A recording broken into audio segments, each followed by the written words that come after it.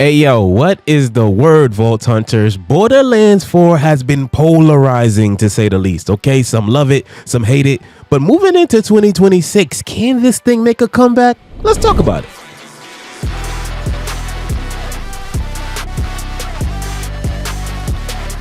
What up? Yo, it's your boy Grandpa Casual. We is back at it. We is back with it. Another Borderlands 4 video. And today we're going to talk about Borderlands 4's future, man, because there is more stuff on the way despite, things being kind of rocky. I'm not going to lie. They had a massive player drop. We all know about that. We had HowlRUSA Kairos. We all know about that. But HowlRUSA saved Mercenary Day was kind of like a light at the end of the tunnel. It was like a bright spot in my opinion. So we're going to cover that. So if you happen to be new here and you're into Borderlands 4, breakdowns like these, talking about the game like gentlemen, okay? We got our suits and our top hats on and we're talking like gentlemen about Borderlands 4. If you're into that, consider liking and subscribing. We would love to have you be a part of this community.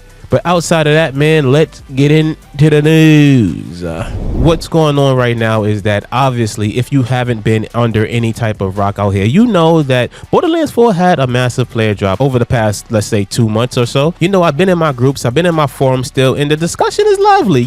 People are still doing their builds, people are still asking for advice, people are still playing the game and enjoying it. People are still actually just now getting into the game, just starting it, just picking it up. They're getting it on sale because they didn't want to buy it at full price, which was reasonable given how it launched and everything like that. So I mean, it's still there, but that 5,000 concurrent player thing, I'm not gonna lie, man, that looks kind of rough. And it seems like, to me, at least from my perspective, it seemed like a lot of people dropped off after HowlRUSA Kairos. They felt like, listen, they didn't really put much effort in. They kind of just threw that in and it was underwhelming. But then we had HowlRUSA save Mercenary Day, and to me, this was a bright spot. This was like a step in the right direction.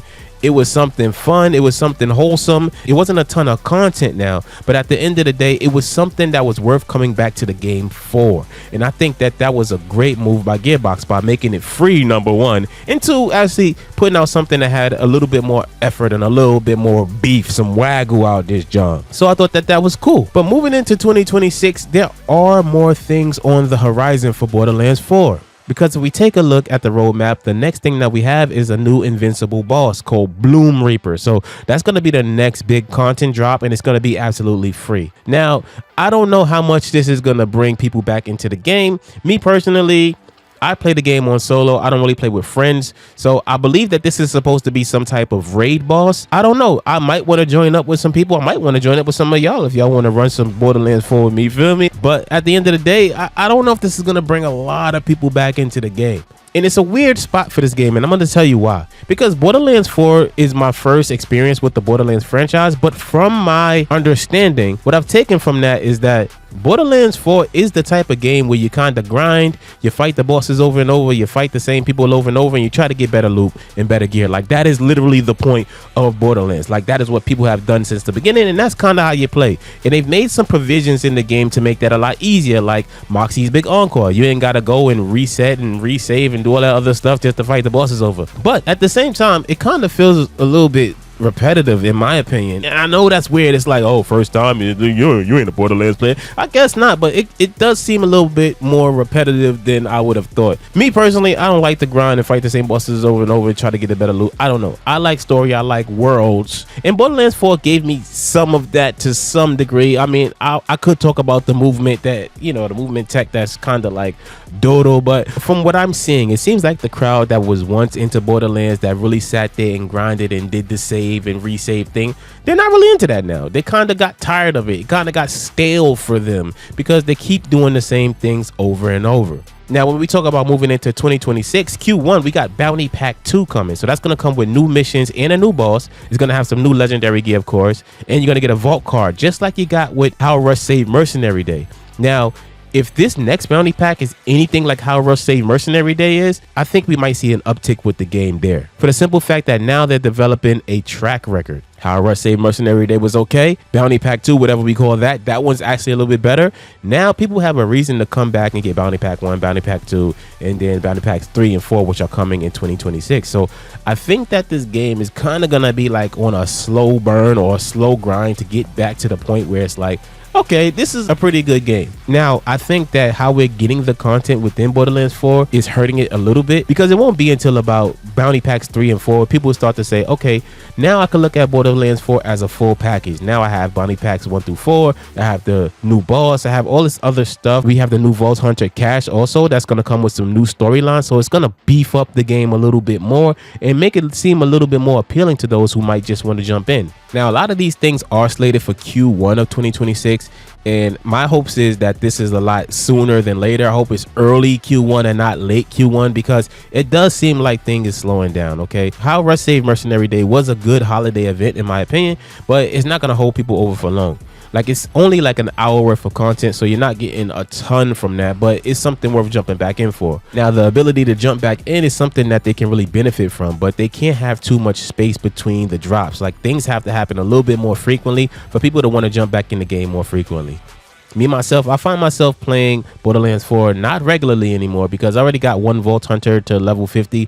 Myself, amongst other people, aren't really interested in doing that with all 4 Vault Hunters. I think that's a matter of preference there, but I do think that the content drops have to be a lot more frequent and a lot less spaced out, and this will help to get people's attention, because 2026 is going to be crazy. 2026 is actually the year of GTA 6, so I don't know how Take-Two is even going to work with that, because when you think about it, Take-Two publishes Borderlands 4, they also publish GTA 6, so I don't know how things are going to go. But overall, I do think that Borderlands 4 is a good game. Not a great game, not an outstanding game, but it's a good game. You know, it's not trash, as some people may say. And a lot of people are saying that the end game is non-existent. I would agree, because after I beat the game, I don't really have anything to do. Like, there's nothing really pulling me back to the game to say, yeah, I want to continue this. And I think that goes into how they design the world and the systems within the game, because the world is kind of stagnant, in my opinion, when it comes to Borderlands 4. Everything is the same. There's nothing dynamic within the world as far as the enemies that you face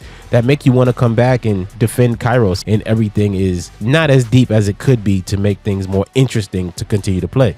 I always revert back to games like Red Faction, Guerrilla Warfare, how you had a system where if you left a area, enemies could set up towers, they could repopulate the area. You had to go back and like break things down again, and your influence was go down and come back up. And I thought that was cool. And I always keep saying I wish they had something like that in Borderlands 4, because that would give me a reason to go and play Borderlands 4 more regularly, because I'm the type of person that like to sit and brain rot and just say, hey, I'm gonna sit back, I'm gonna kick back here, and I'm just gonna defend this territory, and I'm gonna get my territories together. It's almost like a Stardew Valley-ish thing for me, because I just go around and I just keep my territories organized and keep them in line, and it feels like I'm doing something, and it feels like I'm impacting the entire world of Kairos. Another huge issue with Borderlands 4 is the performance. Now, it's been a few months, they've been patching things, they've been putting out a lot of updates, there's been a lot of update notes, we've been covering them here, so I can't say that they haven't been fixing the game, but there are still issues within the game that people are experiencing, like losing all of their cosmetics from the bounty pack that we just got randomly, just stuff disappearing. And this isn't going to help their case very much when it comes to people playing the game and their population rising. I think at the very foundation of every game,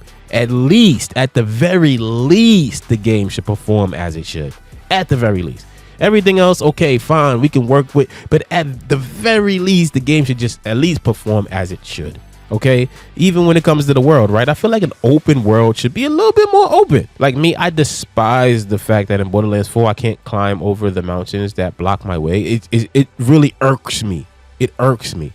Added to the fact that Echo 4 just, I don't know, forget Echo 4, but it irks me a lot. But that's not to say, like I said, that it's not a good game. I had a lot of fun with Borderlands 4. Like I said, it was my first Borderlands experience. I hear that the heyday is Borderlands 2. I haven't played Borderlands 2.